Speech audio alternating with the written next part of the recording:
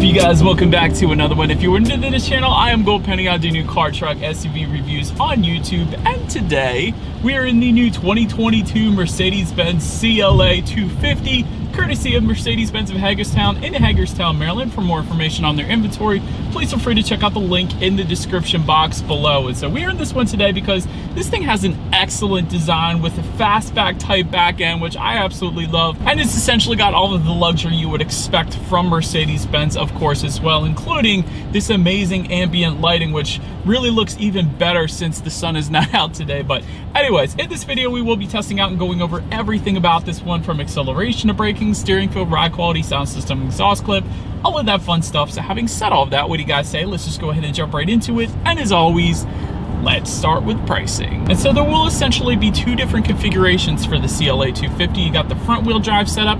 That one starts at $38,200. And then there is the 4MATIC all-wheel drive, which of course is the one we have today, starting at $40,200. But regardless of what setup that you go with, the power plant on this thing will be the same. Powering the beast is a 2-liter turbocharged inline 4-cylinder, putting out 221 horsepower at 5,500 RPM, 258 pound-feet of torque, coming in at 1,800 RPM. Power center front wheels are all wheels through a 7-speed dual clutch with paddle shifters, which you guys know we will test out here in a little bit. 0 to 60 time is going to come in at approximately 6.3 seconds for the 4MATIC all-wheel drive version. MPG numbers coming in at 25 in the city, 36 highway for the front wheel drive, 24 city, 33 then on the highway for the all-wheel drive. But before we do any kind of fun acceleration or paddle shifter tests, I did want to mention to you guys the drive modes. It's labeled dynamic select. That button is located just to the left of the touchpad controller.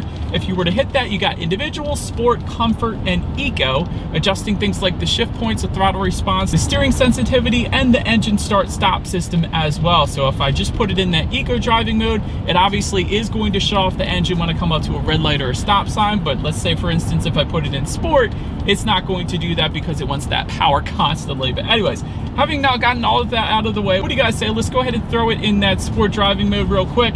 Let's find it straight away. Let's put the paddle shifters to the test here first, and let's see how quickly they are going to react for us. All right, so we are in manual shift mode here.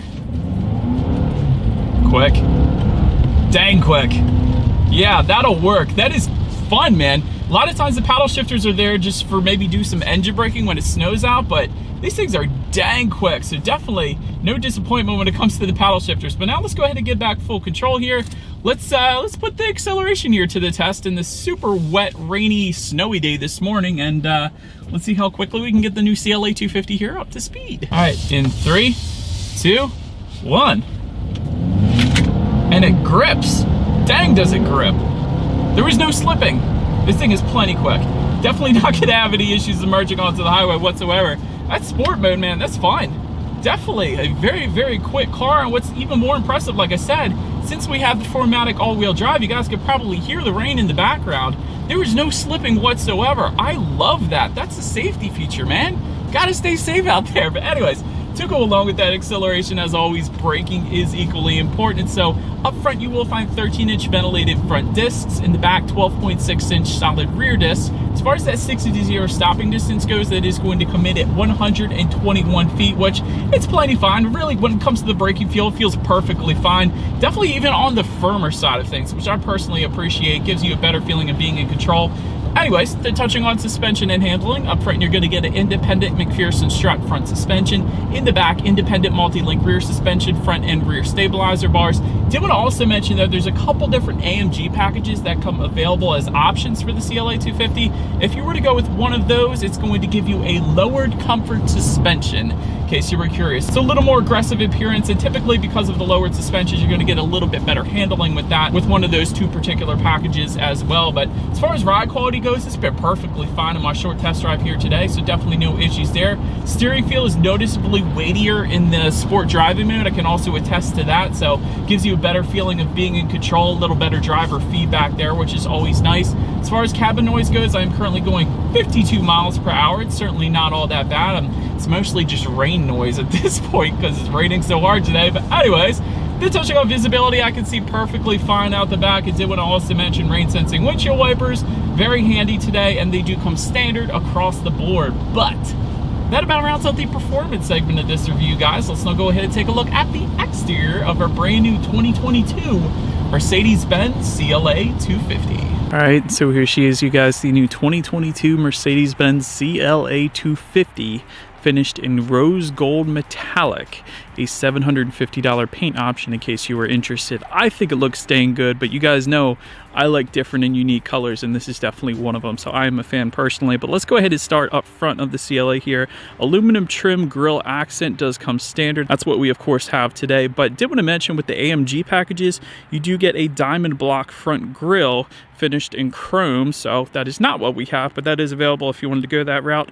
Unique front fascia also comes with those AMG packages as well. Aluminum accent on the lower portion of the front bumper, you guys can see that also coming standard.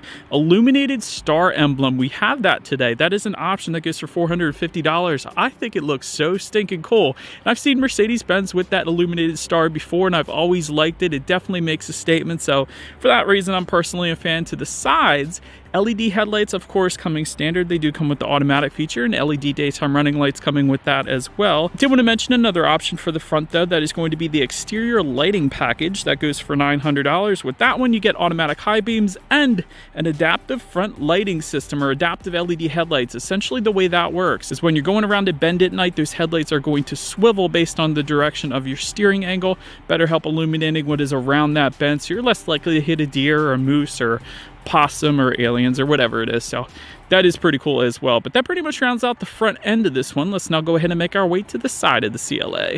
All right, so now since we are around to the side of this one, there is a coupe-like silhouette with the frameless door glass.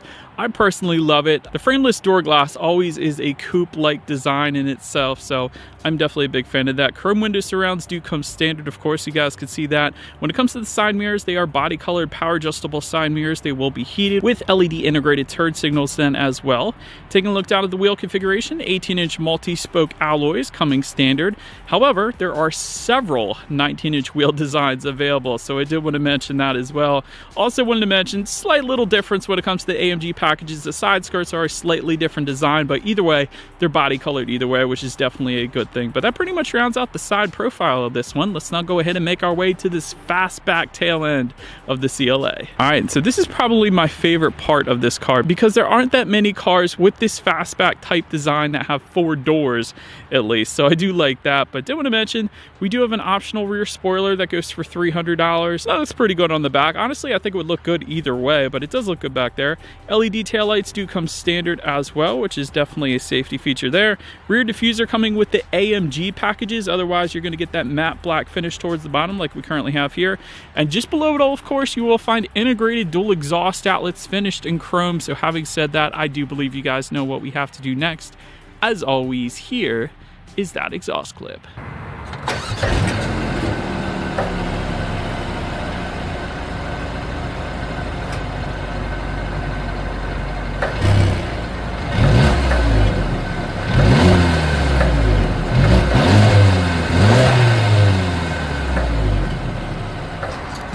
Alright, so now since we are around to the back of the CLA 250, when it comes to opening that rear hatch back there is a button on the key fob, there is a button on the driver's side door, and there's actually a button within the Mercedes-Benz emblem. Essentially just press in on the upper portion of the Mercedes emblem, and that is going to open it up for you. But once opened up, cargo capacity comes in at 11.6 cubic feet.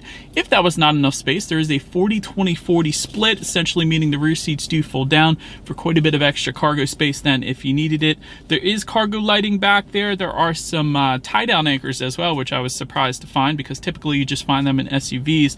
And if you lift up underneath of that cargo floor there, you will actually find a little bit of in-floor storage, which is always nice to put like an ice scraper or something like that, especially here in Hagerstown because it did snow this morning. But anyways, then making our way up to the rear legroom, 33.9 inches is what that rear legroom comes in at. For reference, I'm even 6 feet tall. This is how much space I have back there. There is a rear center armrest with cup holders. That does come standard, of course. Rear ventilation as well, and there is a singular. There is one charging port for your phone back there in case you needed that. But then make your way up to the front seats. MB text upholstery is going to come standard. There is a sport one-piece design to those front seats that is available. We don't have those today, but they are available for you there. Power adjustable front seats do come standard with memory settings for up to 3 different front people, I'll put it that way, because the driver's side has memory settings for 3 drivers. The passenger side also does. I think Mercedes really does this quite frequently, whereas other manufacturers, I don't see it that often, but I love that both driver and passenger can have their own memory settings for up to 3 different people, so that's pretty cool. Heated front seats go for $500, heated and ventilated seats for $950, multi-contour front seats, $760, leather seating, $1,950 if you wanted to go that route. But overall, seating was plenty comfortable, I will say. We do have most of those options that I just went over. We have heated and ventilated seats, all that fun stuff, so definitely no issues with taking this thing on a long road trip. But then take a look at the steering wheel. It is tilt and telescoping. It is leather wrapped, and you can get a heated steering wheel for an additional $250 if you wanted to go that route. Then make our way to the startup. Let me start by showing you guys the key here. Essentially, all of your buttons are located on one side of the key. You got lock, unlock, and the button to pop the rear hatch there, but it is all keyless entry with a push button start. So all I'm going to do here is simply put my foot on the brake and press that engine start button located just to the left of the air vents. And so once started up, there's a couple different gauge configurations. So the standard one is going to be a 7-inch digital gauge cluster. However, there's a premium package that goes for $1,750. If you went that route, you are going to get what you're currently looking at, which is a 10.25-inch digital gauge cluster, and that's actually going to mirror the infotainment screen then as well, the 7-inch design and the 10.25-inch design. We'll get more into the infotainment later, but overall, there are steering wheel mounted controls found on the left side of the steering wheel. You can adjust between a bunch of different things, but my favorite part to adjust is the designs and display section of those gauges, where you could choose between classic, sport, progressive, and understated. So several different options there where you can really tailor the look to your own liking, customize it to what you want it to look like, which I personally love. I love that Mercedes does that, so definitely a fan of the gauges there. But take a look at the overall interior quality. There's a panoramic roof that comes standard. There are garage door openers that goes for $280 for up to 3 different garage doors, and that comes with the frameless rear view mirror there as well. Dual zone climate control coming standard. There are 64 colors of ambient lighting with illuminated vents that comes standard, and that's one of my favorite parts about every Mercedes I test drive. I feel like they have the best ambient lighting design and illumination than any other manufacturer I have tested, so I'm a huge fan of that.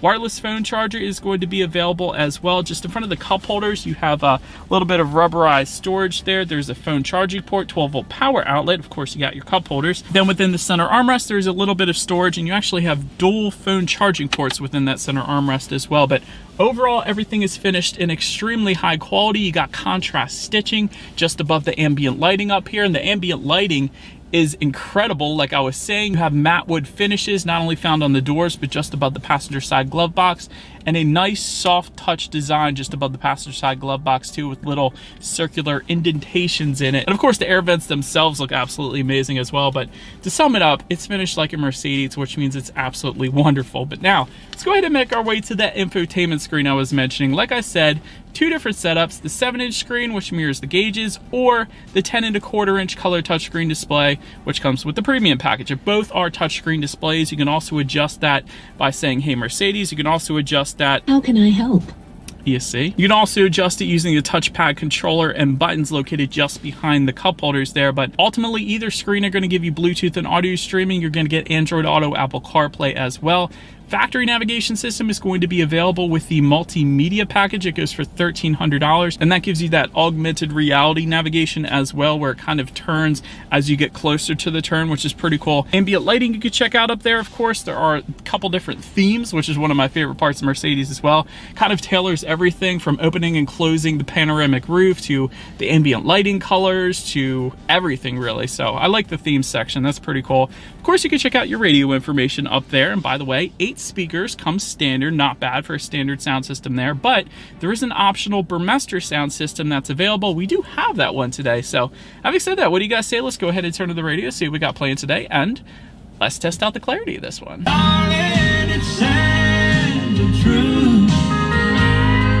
That was actually regular FM radio, and that sounded crystal clear, you guys. That Burmester sound system, it's really, really good. There was a ton of bass, perfect clarity. That was a really, really good sound system without a doubt for the CLA. But last thing I wanted to mention to you guys on the infotainment screen at least is when you do put this thing in reverse, you will find an extremely high definition rear view camera coming standard.